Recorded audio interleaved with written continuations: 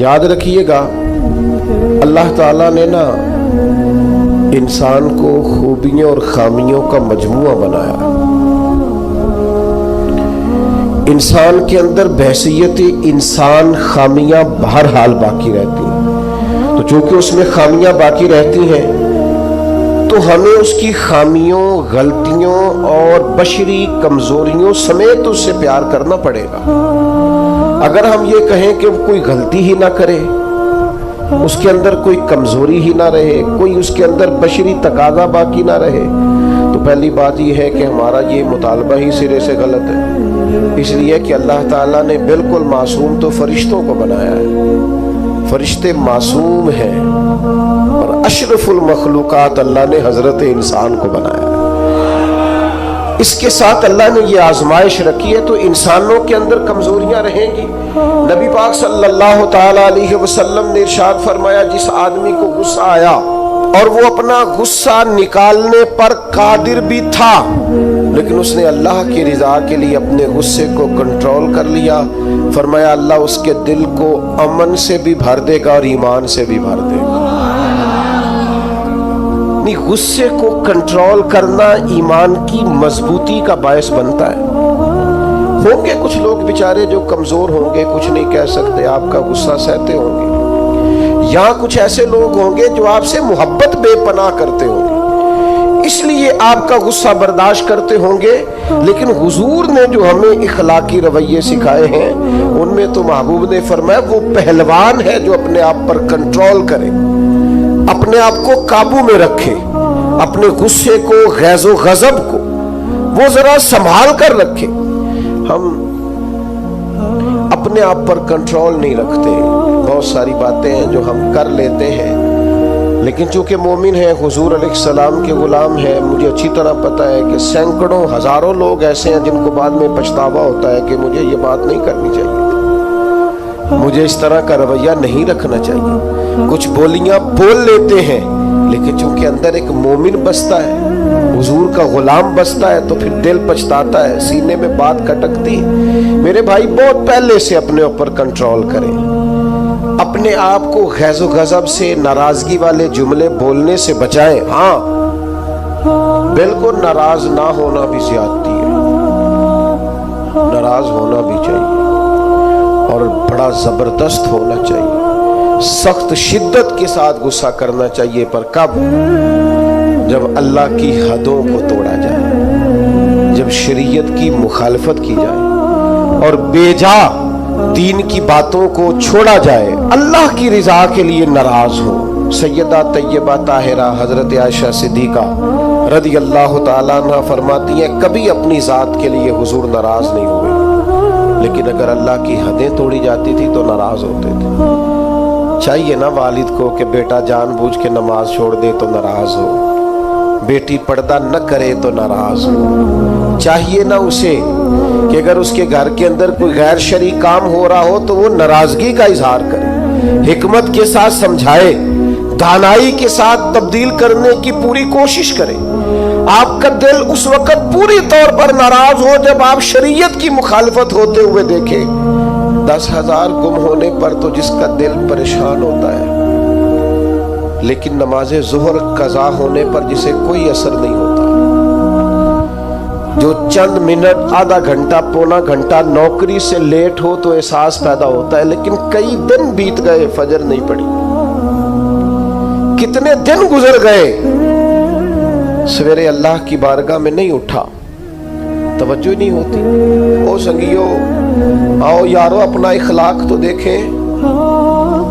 میری بھی فجر قضا ہے، میرے پتر کی بھی قضا ہے، میری جوان بیٹی بھی جم کے سو رہی، کبھی ماتھے پر شکن تک نہیں آئی، لیکن میری روٹی لیٹ ہو جاتی ہے تو میں سارا گھر سر پہ اٹھا لیتا ہوں، زمین آسمان ایک کر دیتا ہوں. میرے بچے، آپ کے بچے ہماری نگاہوں کے سامنے وہ پوری طرح بری سوسائٹی کا شکار ہو جائیں اور وہ جانے کس کس گناہ میں لگ جائے، معاذ اللہ شکن تک نہیں آتی، لیکن میرے کپڑے وقت پر استری نہیں ہوئے، مجھے ٹائم پر فلاں چیز نہیں دی گئی، آسمان سر پہ اٹھا لیا جاتا ہے. حضور نے تو ہمیں یہ اخلاق سکھایا ہے کہ लहू से तेरा वजूद भी ज़ात के लिए भर दिया जाए तो जुबान से लान तान न करना, ये तेरे नबी का तरीका है। हाँ, उस शख्स से बचना जो तेरी नमाजों को कज़ा करने का जरिया बने। ऐसे लोगों के बारे में तेरा रवैया सख्त होना चाहिए, जहां तेरी इबादत, तेरी अल्लाह की बंदगी दांव पे लगती तुझे नजर आए।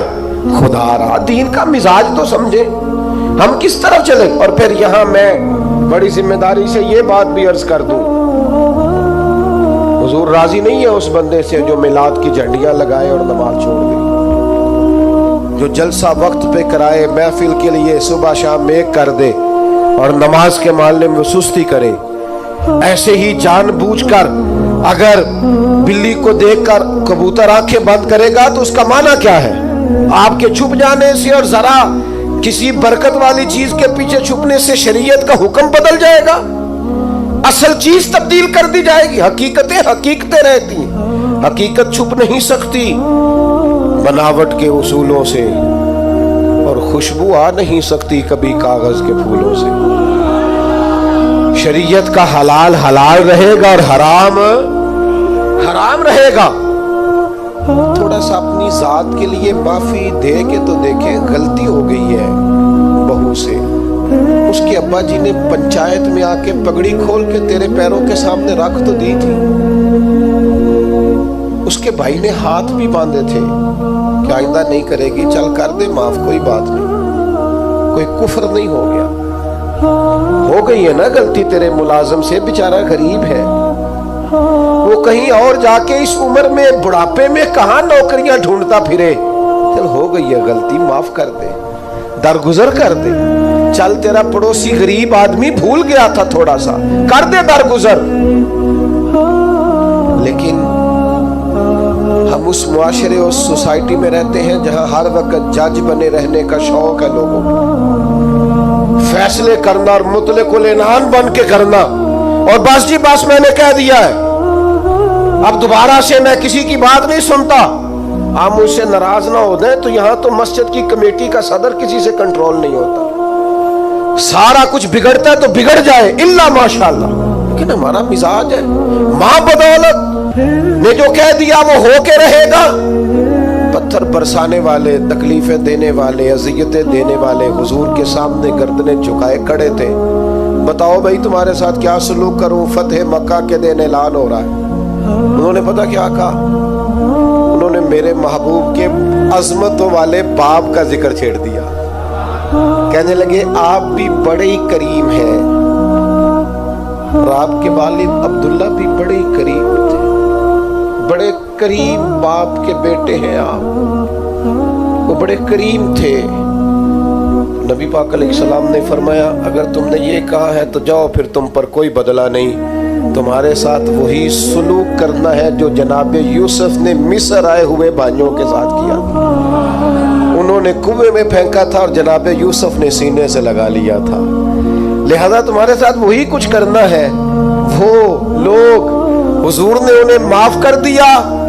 मैं अगर एक जुमला कहूं तो शायद आपको अच्छा लगे और आप कहे कि ये जुमला कोई किसी अच्छे अदीब ने और किसी अच्छे दानिश्वर ने बड़ी अच्छाई से कहा है। हुजूर ने उन्हें माफ करके रिहा कर दिया, पर वो कयामत तक के लिए मेरे नबी की जुल्फ के कैदी बन गए। फरमाया जाओ ना जाओ, मैंने तुम्हें रिहा किया। नबी पाक अलैहिस्सलाम ने उन्हें रिहाई दी और उन्होंने बुलंद आवाज से कलमे पढ़ने शुरू कर दिए। वो सारे हुजूर की जुल्फ नाज़िनी के गुलाम हो गए। माफ करके किसी को गुलाम बनाया जा सकता है, बदला लेकर गुलामियां नहीं होती, मोहब्बतें परवान नहीं चढ़ा करती, लेकिन हमारी तबीयत है, मिजाज है। एक तो माफ करें। दूसरी बात, हमारे जो मातहत लोग हैं ना, मातहत, उनके बारे में अपना रवैया ठीक करें। जिन लोगों को अल्लाह ताला ने पैसे दिए हैं ना, या मालिक ने उन्हें कोई ओहदा दे दिया है, या उनके पास कोई 10, 20, 50, 200 लोग काम करते हैं, वो थोड़ा सा सोचें किसी वक्त बैठ के कि मैं आज एक फैक्ट्री का ऑनर बनकर और एक इदारे का सरबराह बन के बैठा हुआ हूँ, अगर कल मुझे वहां खड़ा होने पड़ जाए जहां मजदूर खड़े हैं तो फिर मेरा हाल क्या होगा। वो जो अपने मातहत के साथ हमारा रवैया ना, यानी हुक्म चलाने का एक मिजाज है। वो मैं एक दफा एक बड़ी महफिल नात में मेहमान खुसूसी बना लिया गया, तो मैं नीचे उतर रहा था तो कुछ साहब थे उस महफिल में जो किसी खास नशिस्त पर वो भी बिठाए गए थे और मेरे साथ वो बातें भी कर रहे थे। बातें क्या करनी होती हैं, बाजों का ज़्यादा मसला तो तस्वीरों का होता है, तो भी चल रही थी और निज़ाम चल रहा था आगे आगे। तो मैं जब नीचे उतरा तो एक गरीब आदमी मेरे गले में फूलों का हार डाल के कहने लगा, पीर साहब मैं भी सीना मिला लूँ। उनसे सीना जो मिला तो मेरे कान में कहने लगे, वो जो आपके साथ कान में हंस हंस के बातें कर रहा था, महफिलें बड़ी बड़ी कराता है, उसे को मजदूरों का हक भी सही अदा किया करे। आज भी कीती जाते हो ते लहू भी पीती जाते हो, खो के माल यतीमां दा भेज मसीती जाते हो, तुसी पट दिलाते सींदे नहीं, आ टोपियां ही सीपी जाते हो, नफ्स ते छुरी फेरदे नहीं ते दुंबे कीती जाते हो, फर्ज भुलाई बैठे हो, फर्ज भुलाई बैठे हो, फर्ज भुलाई बैठे हो, एवं ही नफला नीति जाते हो, और दसो ते सही बुल्ले शाह नू एक ही कीती जाते हो। अजीब मिजाज है। नवाफिल कभी तरजीह उस तरह नहीं होनी चाहिए कि फर्ज पीछे रह जाए। बहरहाल जिसका जो हुक्म है वो बात वही आनी चाहिए। अपने मातहत के हक में एक शख्स ने हुजूर से पूछ लिया, एक साहब ने अर्ज कर ही दिया, उन्होंने बात ही कर दी, अर्ज की, ये सुनने अबू दाऊद शरीफ में मौजूद है। कहा या रसूलल्लाह मेरा मुलाजिम बड़ी गलतियां करता है, आखिर कितना को माफ करूं? कोई हद भी होती है, बड़ी गलतियां, बड़ी कोताहियां, बड़ी कमजोरियां, तो उसने गिन के माफ करने के लिए, हुजूर कितनी कितनी बार माफ करूं? आखिर बाज लोग बाज बातें झिलमिला के करते हैं ना जी, हुजूर आखिर कितना को माफ करूं? नबी करीम अलैहिस्सलाम ने गोया फरमाया, अगर तूने गिन के पूछा है ना तो चल इस तरह कर, एक दिन में 70 बार तो माफ किया कर। एक दिन में कितना माफ करना है? तजर्बा तो करें कि क्या हमने कभी 7 दफा भी माफ किया एक दिन में? हुजूर ने फरमाया 70 दफा माफ कर। और एक शख्स को तो नबी करीम ने इन लफ्जों से तंबीह फरमाई, फरमाया तेरे गुलाम पर जितना तुझे हक हासिल है ना तेरे इख्तियार में, तेरे रब को उससे कई गुना बढ़ के तेरे ऊपर इख्तियार है।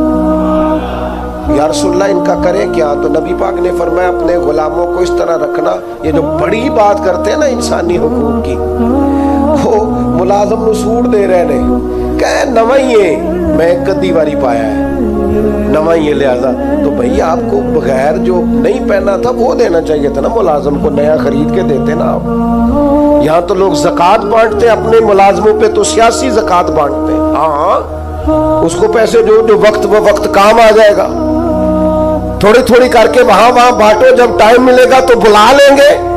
खूब करे हमद से थोड़ा सा गिला भी सुन ले, गोली अगर चेक कड़वी है पर हो सकता है शिफा हो।